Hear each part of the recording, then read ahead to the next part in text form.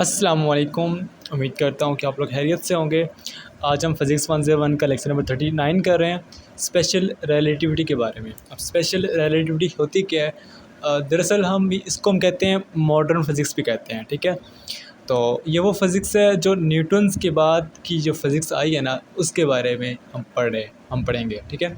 हम कुछ न्यूटन की बातों को गलत भी कहेंगे कि न्यूटन ने ये चीज़ गलत कही वगैरह वगैरह, ठीक है। तो इस जो फ़िज़िक्स का जो मालिक कहा जाता है या जो इस फ़िज़िक्स का क्रिएशन कहा जाता है, वो हमारे पास आइंस्टाइन है। सर आइंस्टाइन मैं तो कहता हूँ, क्योंकि वो मेरे फेवरेट हैं। अच्छा, सर आइंस्टाइन ने क्या किया था? स्पेशल थ्योरी दी थी ऑफ रिलेटिविटी की 1905 में। ये चीज़ डेट लाजमी याद रखना। और स्पेशल थ्योरी ऑफ रिलेटिविटी किसने दी थी? आइंस्टाइन दी थी। कब दी थी? 1905 में दी थी। Change how we understand space and time as well as mass and energy. इसने क्या किया था कि स्पेस और टाइम के बारे में कहा था, और बाद में इसने मास और एनर्जी के बारे में कहा था। लेकिन ये बात की बात है, लेकिन जो इसने बात की थी स्पेशल थ्योरी में, रिलेटिविटी में बात की थी, और स्पेस और टाइम की बात की थी। इसकी एक मशहूर इक्वेशन भी है आइंस्टाइन सर की कि E is equal to M C square, ठीक है। अगर आ जाए तो वो आप टिक कर सकते हो। इट शोज़, इसने बताया, that time and space are connected, आपस में कनेक्ट होते हैं स्पेस और टाइम, ठीक है। टाइम मीन के क्या होता है कि मैं इतने बजे यहाँ पे था, और स्पेस कि मैं किस जगह पे था। That time can slow down for objects moving very fast. ये लाइन बहुत इंपॉर्टेंट है कि टाइम रुक जाता है या स्लो हो जाता है वो उन ऑब्जेक्ट्स के लिए जो बहुत ही तेज़ मूव करते हैं। अब बहुत तेज़ मूव करने से ये नहीं मुराद है कि आप दौड़ोगे तो उस टाइम रुक जाएगा, नहीं। अगर आप स्पीड ऑफ लाइट के आसपास मूव करते हो, उसकी स्पीड से मूव कर सकते हो, तो आपके लिए जो आपका जो टाइम है वो स्लो हो जाएगा। It's essential for understanding how particle like electron, photon से मुराद है कि लाइट, ठीक है। इट्स एसेंशियल फॉर अंडरस्टैंडिंग, इसके मतलब कि ज़रूरी था कि आप अंडरस्टैंड करो किसके पार्टिकल को, इलेक्ट्रॉन को, लाइट को, यानी कि फोटोन्स को एंड न्यूट्रॉन्स को। लेटर इसने बाद में लेटर इसमें बाद में कहा कि Einstein develop the general theory, इसने जनरल थ्योरी ऑफ रिलेटिविटी दी थी जो कि ग्रेविटी के ऊपर थी। यहाँ पे एक और क्वेश्चन है, जो स्पेशल थ्योरी थी वो हमारे पास टाइम और स्पेस और टाइम पे थी, लेकिन जनरल थ्योरी ऑफ रिलेटिविटी थी वो हमारे पास ग्रेविटी के बारे में थी, ठीक है। इसमें से मोस्ट इंपॉर्टेंट एमसीक्यूज आ सकता है। आगे बात करें तो relativity deals with time and space. Relativity क्या होती है? हम इसमें टाइम और स्पेस के बारे में डील करते हैं, ठीक है। अब टाइम क्या होता है जी? वो measure time by looking at some phenomena that किधर गया, रिपीट इटसेल्फ, जो अपने इटसेल्फ के रिपीट हो, ठीक है, मतलब कि बार बार हो। जिस तरह की अगर हमारी बात करें, हमारी हार्ट बीट है तो हमारा हार्ट बीट कभी ऊपर कभी नीचे हो रहा होता है। इसी तरह हमारी अर्थ है तो वो अपने एक्सिस के गिर्द भी मूव कर रही होती है, और साथ साथ सन के राउंड अबाउट भी मूव कर रही होती है। Is always mayor in second, जो हमारे पास sorry, there are endless. Time को हम लोग सेकेंड में मेजर करते हैं, ये याद रखिएगा। अच्छा, आगे देखें तो heart beat like ticking of a clock on the earth. ये एग्जांपल्स हैं जो कि आप कर सकते हो कि सन की रोटेशन वगैरह वगैरह या क्लॉक की रोटेशन। आगे बात करें डिस्टेंस की, पाथ, ठीक है, वो रास्ता होता है बिटवीन दो पॉइंट्स के दरमियान रास्ता डिस्टेंस कहलाता है। इसको हम मीटर में मेजर करते हैं। और डिस्प्लेसमेंट क्या होता है? डिस्प्लेसमेंट कहते हैं शॉर्टेस्ट डिस्टेंस को, ठीक है। उसका यूनिट भी मीटर ही होता है। जिस तरह के अगर हम बात करें, ये हमारे पास एक पॉइंट है, ये हमारे पास बी पॉइंट है। अब डिस्टेंस है जी, यहाँ से गया यहाँ, ये वो, ठीक है, ये ना, ये अगर इस गलियों से जा रहा है तो ये इसका डिस्टेंस है। लेकिन अगर मैं कहूँ कि ये डायरेक्ट यहाँ से गया है तो ये इसका डिस्प्लेसमेंट है, ठीक है। Shortest distance is called displacement. अब बात करते हैं जी न्यूटन का। न्यूटन ने क्या कहा था? हमने न्यूटन को गलत क्यों कहा, वो उसके बारे में पढ़ते हैं। Newton believed in absolute time and space. अब ये एब्सोल्यूट टाइम क्या होता है कि ऐसा टाइम जो स्पेस एक ही हो, meaning the thought there was one universe, time and space could be measured the same everywhere. अब इसका मतलब क्या? न्यूटन ने कहा था कि टाइम हर किसी के लिए सेम होता है, चाहे वो यूनिवर्स के एक कोने पे है, चाहे यूनिवर्स के वो दूसरे कोने पे है, उसके लिए टाइम डिफरेंट नहीं होगा, ठीक है, और स्पेस भी सेम होगी। ही इमेजिन्ड अ क्लॉक, इसने इमेजिन किया एक क्लॉक है at the centre of the universe that would keep the same time. इसका टाइम वही होगा एवरीवेयर, कहीं भी, ठीक है। इसने क्लॉक रखी यूनिवर्स में, उसके टाइम इसने देखा ना, तो हर कहीं भी उसका टाइम जो होगा वो सेम होगा, वो अनचेंज नहीं होगा। That could keep the same time for everything he believed that the space was absolute, space के एब्सोल्यूट है, and that true law of physics, और फिजिक्स के लॉ को फॉलो भी करता है। ये न्यूटन की थ्योरी थी, न्यूटन की बात थी कि टाइम और स्पेस चेंज नहीं होता। सही है। अगर आ जाए कि किसने कहा था कि टाइम और स्पेस चेंज नहीं होता, तो वो न्यूटन ने कहा था टाइम और स्पेस एब्सोल्यूट होते हैं हर जगह पे। लेकिन आइंस्टाइन ने क्या कहा कि आइंस्टाइन ने कहा कि time and space are not absolute, absolute नहीं होते, चेंज होते हैं। They change depending on how fast you're moving, ये डिपेंड करते हैं कि आप किस स्पीड से मूव कर रहे हो, और ये सेम नहीं रहते। ठीक है, ये चेंज हो जाएंगे अगर आपकी स्पीड ऑफ लाइट के आसपास है। इवन मोर शॉकिंग था कि was his proof that time and space are not entirely separate quantities, और ये भी इसने बताया कि जो टाइम और स्पेस है वो सेपरेट नहीं है बल्कि एक ही हैं। और न्यूटन ने कहा था कि टाइम और स्पेस अलग अलग हैं, लेकिन आइंस्टाइन ने कहा नहीं दोनों एक ही ने, मतलब सेम ही है। ठीक है, तो आ जाए तो ये किसने कहा था कि टाइम और स्पेस सेपरेट नहीं है, तो वो आइंस्टाइन ने कहा था। सही है। अच्छा जी, अब बात करते हैं हमारे इवेंट क्या होता है। ठीक है, event is something that happens at some point in space at some time. कहते हैं कि एक जगह पे किसी एक वक्त के ऊपर कुछ होना इवेंट कहलाता है। फॉर एग्जांपल कि मैं खड़ा हूँ और वहाँ पे लाइट जल रही है, तो वो एक इवेंट हो रहा है, या कुछ और भी हो रहा है, तो वो क्या हो रहा है, इवेंट हो रहा है। ठीक है, कुछ होना। With respect to frame S below, अच्छा ये छोड़ दो। ठीक है, ये एग्जांपल थी कि एक लड़की है जी, वो कांस्टेंट स्पीड से मूव कर रही है। दरअसल अगर मैं एग्जांपल का बताऊंगा ना, सारा कुछ एक्सप्लेन करूंगा, तो इतना टाइम लग जाएगा कि आपका लेक्चर 30 मिनट से भी ऊपर चला जाएगा, और हमारे पास इतना टाइम बिल्कुल भी नहीं है।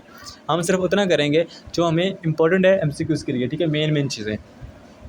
आगे देखें तो हमारे पास एक साइंटिस्ट था गैलीलियन, इसने ना दरअसल रिलेटिव का आगाज़ किया था न्यूटन के बाद। ठीक है, गैलीलियन ने अप्लाइज़ किया, क्या किया कि इसने न्यूटनियन फिज़िक्स को अप्लाई किया। The relation between coordinates in two different frame of reference moving at a constant velocity relative to each other. अब देखो इसने क्या किया, कि न्यूटन्स की फिज़िक्स को अप्लाई किया और बताया द रिलेशन बिटवीन कोऑर्डिनेट्स। ठीक है, दो हमारे पास कोऑर्डिनेट्स थे। कोऑर्डिनेट्स क्या होते हैं कि एक मैं खड़ा हूँ और एक दूसरा बंदा खड़ा है, तो उसके अलग कोऑर्डिनेट होंगे, मेरे अलग कोऑर्डिनेट होंगे। ठीक है, एक्स वाई जी पे ऊपर इन टू डिफरेंट फ्रेम्स, दो डिफरेंट फ्रेम के अंदर मेरा फ्रेम अलग होगा, उसका फ्रेम अलग होगा। ठीक है, of reference moving at a constant speed, अगर हम दोनों सेम स्पीड से मूव कर रहे हैं तो relative to each other. Galilean transformation assume that, इसने कहा टाइम एब्सोल्यूट है and identical in both frame, और दोनों फ्रेम के लिए सेम है। एक गैलियन की बात थी कि जो टाइम है वो आपका एब्सोल्यूट होता है, वो चेंज नहीं होता। ठीक है, इसने ये बात कही थी, किसने बात की थी, फर्स्ट टाइम गैलीलियो ने की थी कि टाइम हमारा एब्सोल्यूट होता है। अगर हम आगे बात करें तो in the past scientist thought light needed something called either एक वर्ड था। ठीक है, साइंटिस्ट कह रहे थे कि लाइट की ज़रूरत होती है टू ट्रैवल थ्रू स्पेस में ट्रैवल करने के लिए। दे बिलीव करते थे कि either was a short of invisible substance that filled this universe, जो यूनिवर्स में फैला हुआ है और वो इनविजिबल सब्सटेंस है। ठीक है, साइंटिस्ट ये कहा करते थे कि जो एदर है वो क्या है कि एक चीज़ है जिसके थ्रू लाइट ट्रैवल करती है। लेकिन आइंस्टाइन ने बात की, आइंस्टाइन ने क्वेश्चन किया कि व्हेन ही वाज 16 ईयर्स, जब वो 16 साल का था। ठीक है, यंग था। और हम लोग जब 16 साल के होते हैं तो हम लोग क्या करते हैं हम लोग डोरेमोन देख रहे होते हैं। आधा यार, अब वहाँ के बच्चे इसीलिए तो कामयाब हैं फॉरेन कंट्रीज़ के, कि वो जब छोटे होते हैं तो उनके माँ बाप उनको अच्छे स्कूल्स में दाखिल करवाते हैं। ठीक है, वहाँ पर पढ़ाते नहीं हैं, वहाँ पे समझाते हैं, वहाँ पर बच्चों को ज़िंदगी गुजारना सिखाते हैं। लेकिन हमारे स्कूल्स हमें सिर्फ रट्टा लगाना सिखाते हैं। तो हम लोग जो इस कदर बेबस हैं, आलसी हैं, उसमें सिर्फ और सिर्फ कसूर हमारे स्कूलों का ही है, जिन्होंने हमें सिर्फ रट्टा लगाना ही सिखाया और पढ़ाया नहीं है। अगर पढ़ाते तो हम यहाँ पे ना होते।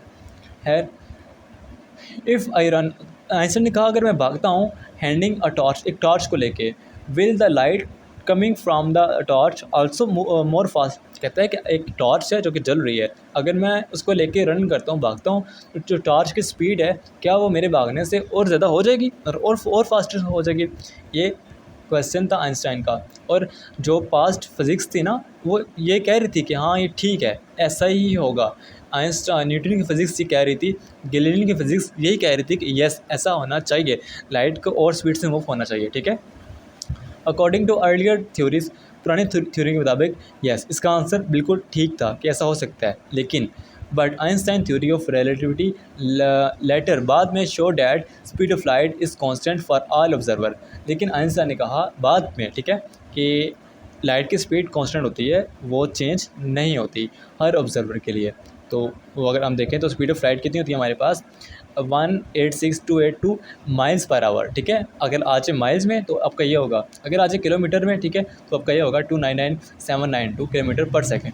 ओके, देन हमारे जो अदर था वो, उसको हमने क्रॉस कर दिया कि ऐसा कोई कॉन्सेप्ट नहीं है, ये सब कुछ झूठ है, फ्रॉड है, फलां फलां फलां, ठीक है। तो इस बेस के ऊपर आइंस्टाइन को नोबेल प्राइज़ मिला था 1905 के अंदर। आगे हम थोड़ा सा बढ़ें तो अगर हम देखें जी, तो एक मिनट बस। Einstein made two postulate, Einstein ने फिर दो पॉस्टुलेट बनाए जिसको हम अजम्पशन भी कहते हैं जी। फर्स्ट पॉस्टुलेट क्या था हमारा, the law of physics work the same way for everyone no matter how they are moving. कहता है कि जो फिज़िक्स का लॉ होता है ना, हर किसी के लिए सेम होता है, वो मैटर नहीं करता कि वो कितना आहिस्ता जा रहा है, तेज़ स्लो मूव कर रहा है, ठीक है। सेकंड पॉस्टुलेट क्या था, the speed of light is always same. Speed of light क्या होती है जी, सेम होती है हर किसी के लिए, no matter who measured it's how fast they are moving. जितना मर्जी वो तेज़ भाग रहा हो, स्पीड ऑफ लाइट उसके लिए सेम रहेगी, जो कि हमारे पास ये माइल्स में है और ये हमारे पास किलोमीटर्स में है। आगे हम बात करें, आगे हमारे पास एक एग्जांपल है जी, the moon is a unstable particle. एक मून है, ये चाँद नहीं है, ठीक है, ये मून है, ठीक है, एक अनस्टेबल पार्टिकल। अनस्टेबल क्या होता है कि जो हर वक्त रेडिएट करता रहता है, उसमें से रेडिएशन निकलती रहती है, ठीक है। एक अनस्टेबल पार्टिकल है, इफ़ एट रेस्ट, अगर वो रेस्ट के अंदर, ठीक है, रुका हुआ है, तो इट्स डिके, जो उसका डिके है इन जस्ट 10⁻18 सेकेंड है। क्या है जी, 10⁻18 सेकेंड है। आपको याद रखना पड़ेगा कि मून का जो डिके है वो रेस्ट में वो कितने, 10⁻18 सेकेंड, यानी कि वो एक सेकेंड के 18वें हिस्से में क्या हो रहा है कि डिके हो रहा है। डिके का मतलब क्या होता है कि ख़त्म हो रहा है, सही है। डिके का मीनिंग क्या होता है कि आधा ख़त्म हो जाना, फिर उस टाइम रह गया, फिर उसमें आधा ख़त्म होता है। ये थोड़ी अलग चीज़ है, इसके बारे में बाद में समझाऊँगा। बट इफ़ ट्रैवल, अगर कहते हैं कि अगर, लेकिन ये रेस्ट में था, लेकिन अगर वो एक स्पीड से मूव करे 3/5 स्पीड ऑफ लाइट, ठीक है, स्पीड ऑफ लाइट के 3/5वें हिस्से में मूव करे, इट विल लास्ट 25 लॉन्गर। तो ये जो इसका डिके है वो क्या हो जाएगा, आगे कम हो जाएगा, मतलब कि वो उसको मरने में कम टाइम लगेगा, नहीं ज़्यादा टाइम लगेगा। अच्छा, बिकॉज क्योंकि हमारे पास अगर हम देखें ना, तो हमारे पास एक ये रूल है, ठीक है, ये हमारे पास एक इक्वेशन है, इसको हम कहते हैं रिलेटिविस्टिक फैक्टर। क्या कहते हैं हम, रिलेटिविस्टिक फैक्टर कहते हैं। अब ये क्या होता है जी, ये इट इज़ अ नंबर होता है that is always bigger than 1, जो कि 1 से बड़ा होता है। आप याद रखिएगा, lambda is equal to 1/1 - v²/c²। ये काफ़ी इंपॉर्टेंट फैक्टर है। अब इसमें हम वैल्यूज़ पुट करेंगे, कौन सी वैल्यू, यही वाली वैल्यू। तो 1 माइनस, अब यहाँ पे v की वैल्यू क्या थी हमारे पास, 3/5, तो इसकी वैल्यू 3/5 थी ना। अगर हम किसी भी वैल्यू अगर हम इसको 3/5 से मूव करें, ठीक है, इसको मून को, तो जो उसकी लाइफ है वो 707 टाइम क्या हो जाएगी, बढ़ जाएगी, ज़्यादा हो जाएगी। इट्स मीन कि अगर हम स्पीड ऑफ लाइट से मूव करते हैं तो हमारा टाइम आहिस्ता हो जाता है, हमारा टाइम, हमारी एज रुक जाती है, ठीक है। तो अगर किसी ने डोरेमोन देखे हैं तो वहाँ पर एक एपिसोड ऐसी भी थी कि एक आदमी है जी, वो स्पेस में गया एक स्पेस शटल लेके ना, तो वो 70 साल बाद वापस आया है, 70 साल बाद वापस आया है। वापस आने के बाद वो देखता है कि जो मेरे बेटे हैं वो मुझसे ज़्यादा बूढ़े हो चुके हैं, और वो क्या कहते हैं कि मेरे ख्याल 35 का था तो वो 36 का हो गया है, यानी कि वो ज़मीन के बाहर रहा है और बाहर वो स्पीड ऑफ लाइट से मूव करता रहा है, ठीक है, 70 साल। उस बंदे के अकॉर्डिंग 1 साल हुआ है, लेकिन ज़मीन के ऊपर 70 साल बीत चुके हैं। तो इसके मुताबिक अगर आप स्पीड ऑफ लाइट से मूव करते हो तो आपकी एज बहुत स्लो बढ़ती है। तो आप भी चाहते हो कि अगर आप बूढ़े ना हो तो आप भी एक स्पेस शटल में बैठ जाएँ और स्पीड ऑफ लाइट से मूव करें, तो ज़मीन पे शायद 50 साल हो जाएंगे और आपकी उम्र शायद 1 साल बढ़े। तो ये मुमकिन है, लेकिन ये पॉसिबल नहीं है, और ना ही हम कोई ऐसा स्पेस क्या कहते हैं इसको, स्पेस सेटेलाइट तैयार कर चुके हैं कि जो स्पीड ऑफ लाइट से मूव करे। खैर, वापस इस पे आते हैं जी। तो उस मून की स्पीड कितनी होगी, 0.99 उस मून की स्पीड होगी, ठीक है। It will be lost 707 times longer. We can observe this shift due to time dilation, इसे हम टाइम डायलेशन कहते हैं। ठीक है, क्या कहते हैं हम लोग? टाइम डायलेशन कहते हैं। इसका मतलब है कि अगर हम किसी भी चीज़ को स्पीड ऑफ लाइट से मूव करें तो उसकी जो एज है वो बड़ी आहिस्ता आहिस्ता मूव करती है। ठीक है, इस तरह हमारे पास एक और कॉन्सेप्ट है, 1 मिनट आगे भी है, लेंथ कॉन्ट्रैक्शन। लेंथ कॉन्ट्रैक्शन क्या होती है जी? कि मैं पहले बताता हूँ कि अगर हम किसी ऑब्जेक्ट को फॉर एग्जांपल ये है ना, अगर इसको मैं स्पीड ऑफ लाइट से मूव करूँगा तो इसकी लेंथ है वो कम हो जाएगी, शॉर्ट हो जाएगी। ठीक है, length contraction is the phenomena where the length of an object is shorter along the direction of motion। ठीक है, along the direction of motion when object move with speed of light। ठीक है, जब object speed of light से move कर रहा होता है तो उसकी जो लेंथ होती है डायरेक्शन ऑफ मोशन वो क्या होती है? कॉन्ट्रैक्ट होती है, कम हो जाती है। उसके अलावा जी एक फार्मूला है, इसको भी देख लीजिएगा कि ये सेम वही फार्मूला है, लेकिन यहाँ पर वो लेंथ है जो चेंज हो चुकी है, ये वो लेंथ है जो इसकी पहले थी। ठीक है, यहाँ पे एक और चीज़ थी कि जो आपका डेल एक्स होता है ना, देखो आपका ये किससे इक्वल था? ये आपका लैम्डा का इक्वल था। किससे इक्वल था? लैम्डा का इक्वल था। अगर हम इसको उधर लेके जाएंगे तो क्या हो जाएगा? मल्टीप्लाई हो जाएगा। ठीक है, तो चलो ये रहने दो, तो भी इट्स ओके है, अगर नहीं हाल के आ सकते हैं। 1 मिनट बस। ठीक है, आगे देखें तो object moving at high speed appear construct along the direction of motion. अब बता रहा है कि अगर ऑब्जेक्ट स्पीड से मूव करे वो कॉन्ट्रैक्ट तो होता है लेकिन सिर्फ मोशन के along, but there perpendicular dimension remain same unaffected. ठीक है, यानी कि जो उसकी फॉर एग्जांपल कि पेंसिल है मेरी, ठीक है, इसको मैं मूव करवा रहा हूँ, ये शॉर्ट हो जाएगी लेकिन मोशन की डायरेक्शन के अंदर, लेकिन जो बाकी इसके इर्द गिर्द चीज़ें होंगी वो अनअफेक्टेड, उनको कोई इफेक्ट नहीं होगा, और ना ही अगर हम इसको रोकेंगे तो सेम वैसी की वैसी हो जाएगी। ठीक है, ये सिर्फ तब अमल पे होगा जब इसको हम स्पीड ऑफ लाइट से मूव करवा रहे होंगे, लेकिन जो इसकी डायमेंशन होती है बस देयर परपेंडिकुलर डायमेंशन जो होती है इसकी, वो क्या होती है? रिमेन अनअफेक्टेड, उस पर कोई इफेक्ट नहीं होता। अफेक्ट किस पे होता है? Along the direction of motion, सिर्फ मोशन की डायरेक्शन में फ़र्क होता है। ठीक है, आगे देखें तो हमारे पास लोरेंट्ज़ फोर्स है, जो कि हम पहले पढ़ चुके हैं, इलेक्ट्रोमैग्नेटिक और इलेक्ट्रोस्टैटिक के बहुत रिजल्ट को उसको लोरेंट्ज़ फोर्स कहते थे। लेकिन यहाँ पे क्या है जी, ये एक्सप्लेन करती है how space and time coordinate change between different inertial frame moving relative to each other, कि दो हमारे पास ऑब्जेक्ट्स हैं, एक मूव कर रहा है एक नहीं कर रहा, वो दो डिफरेंट कोऑर्डिनेट्स में है। ठीक है, डिफरेंट इनर्शियल फ्रेम में है, तो उनके ताल्लुक को लोरेंट्ज़ फोर्स एक्सप्लेन करती है। कौन करती है जी? लोरेंट्ज़ ट्रांसफॉर्मेशन एक्सप्लेन करता है। ये इसका फॉर्मूला है, याद रखिएगा, एमसीक्यूज़ में आ सकता है कि लोरेंट्ज़ ट्रांसफॉर्मेशन का जो फॉर्मूला है वो क्या है, उसका ये फॉर्मूला है। ठीक है, तो हमारा ये लेक्चर कंप्लीट हो चुका है। अगर आपको कुछ समझ ना आए तो मुझसे लाजमी पूछेगा, अगर फिर भी ना आए तो भाई ये ऐसा ही है, क्योंकि हर एक पॉइंट का एक लेक्चर बनता है, लेकिन यहाँ पर उन्होंने सब कुछ मिक्स कर दिया है। सिर्फ़ और सिर्फ आपको बस थोड़ी बहुत समझ आ जाए क्या होता है जी, आइंस्टाइन ने ये चीज़ कही थी वगैरह वगैरह। इन शॉर्ट मैं तो कहूँगा बस आप इसको एक बार 2-3 बार रीड करें मेरे हैंडआउट्स को, और 2 से 3 बार सुने लेक्चर को, तब जाके आपको समझ आएगी और आप इस काबिल हो जाएंगे कि आप एमसीक्यूज़ को सॉल्व कर सकें। अल्लाह हाफ़िज़, मिलते हैं नेक्स्ट लेक्चर में। शुक्रिया।